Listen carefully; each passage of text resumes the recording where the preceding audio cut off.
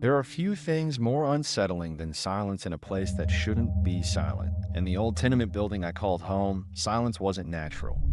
Pipes groaned in the walls, radiators hissed like angry cats, and the neighbors made their presence known in every way possible, arguing, stomping, blaring televisions. But tonight, there was only silence. A thick, suffocating silence that felt like the calm before a storm. And then came the scratching. I had moved into the building 3 months ago. It wasn't much to look at. A narrow, six-story block of cracked brick and peeling paint. The hallways smelled of mildew and old cigarettes, and the elevator worked only when it felt like it. But the rent was cheap, an absolute rarity in the city, and I wasn't in a position to be picky. My neighbor across the hall, Walter Caldwell, was an enigma. The first time I met him, he was fumbling with his keys, muttering under his breath in a low, rhythmic tone that might have been chanting. He looked up when he noticed me, and I'll never forget the way his eyes seemed wrong. They were pale blue, almost colorless, with an unnerving, glassy quality that made them look artificial. He smiled, but the expression didn't reach those lifeless eyes. "Good evening," he had said, his voice thin and reedy. "You're the new tenant, aren't you?" I nodded, offering a polite smile. "Yes, I just moved in, apartment 4B. His smile widened, stretching too far across his gaunt face. "Welcome to the building. It's quiet here, peaceful."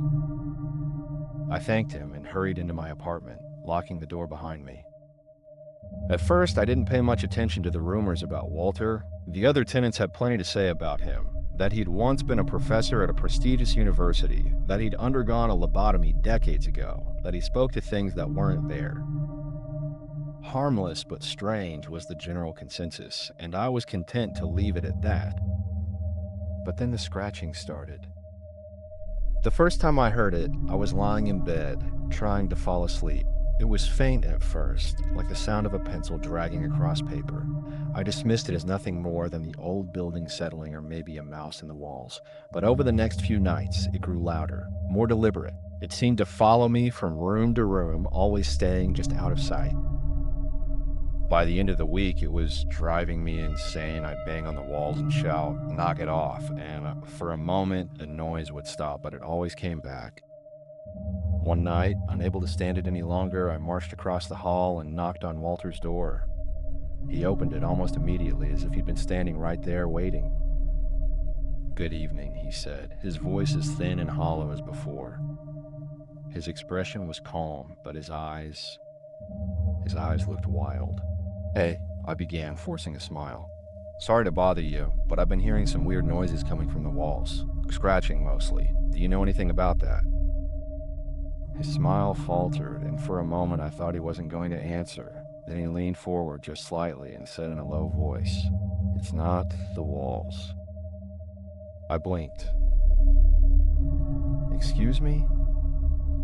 Walter straightened up, his gaze darting past me to the hallway beyond. "You should keep your lights on at night.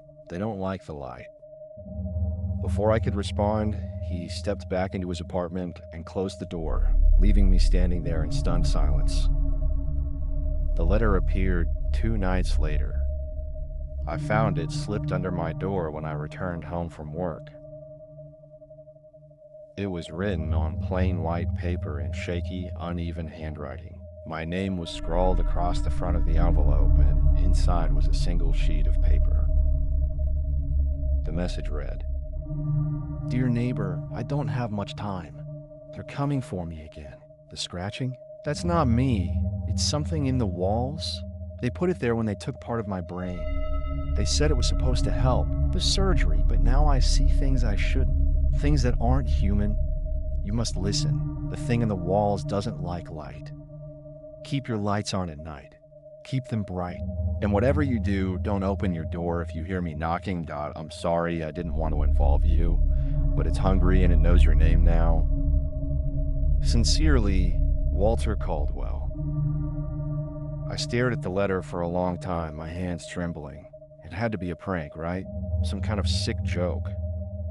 But the tone of the writing, the desperation in those jagged words, it felt real. Too real. That night, I left every light in my apartment on and tried to convince myself that everything was fine. But as the hours dragged on, the scratching grew louder, more insistent, and then came the whispers. They were faint at first, barely audible over the hum of the lights, but as the night wore on, they grew clearer. Words I couldn't understand, spoken in voices that didn't sound entirely human. I covered my ears and squeezed my eyes shut, but the whispers burrowed into my mind, impossible to ignore. And then, at 3:13 a.m., there was a knock at the door. 3 slow, deliberate raps that echoed through the apartment like gunshots. Walter's warning rang in my ears, "Don't open your door if you hear me knocking." I crept to the door, my heart hammering in my chest. Peering through the peephole, I saw Walter standing in the hallway, his head tilted at an unnatural angle. His pale blue eyes stared straight ahead, unblinking, and his lips moved silently, forming words I couldn't hear. The knocking came again, louder this time, rattling the door on its hinges. "Go away," I shouted, my voice cracking. "Leave me alone." The knocking stopped. For a long moment, there was only silence, and then from somewhere deep within the walls, I heard it, a low, guttural growl. Walter was found dead the next morning. According to the building manager, Mr. Green, he'd suffered a massive heart attack during the night. The paramedics had removed his body shortly after midnight, hours before I'd seen him at my door. That same day, I received another letter. This one wasn't handwritten, it was typed, printed on crisp white paper, and signed only as the management. "Dear tenant, we regret to inform you that Mr. Walter Caldwell has passed away. Please disregard any unusual activity you may have experienced. Everything is under control. Sincerely, the management." That was 2 weeks ago. I haven't slept since. The scratching hasn't stopped. The whispers are louder now, and sometimes I catch glimpses of things moving in the shadows. I've tried to leave, but every time I pack my bags, I find myself back here, sitting in the same chair, staring at the same walls. I don't know what's happening to me. I don't know what's real anymore. All I know is that the lights are starting to flicker and there's someone knocking at my door. I've tried to rationalize it all. Maybe it's just paranoia. Maybe Walter's warnings planted a seed in my mind and now my imagination is running wild. But deep down, I know the truth. Something is wrong with this building, with me. Last night, I decided to investigate. Armed with a flashlight and a screwdriver, I pried open the vent in my bedroom. The air inside was cold and stale, and as I shone my light into the darkness, I caught a glimpse of something moving, a shadow darting out of view. My heart nearly stopped.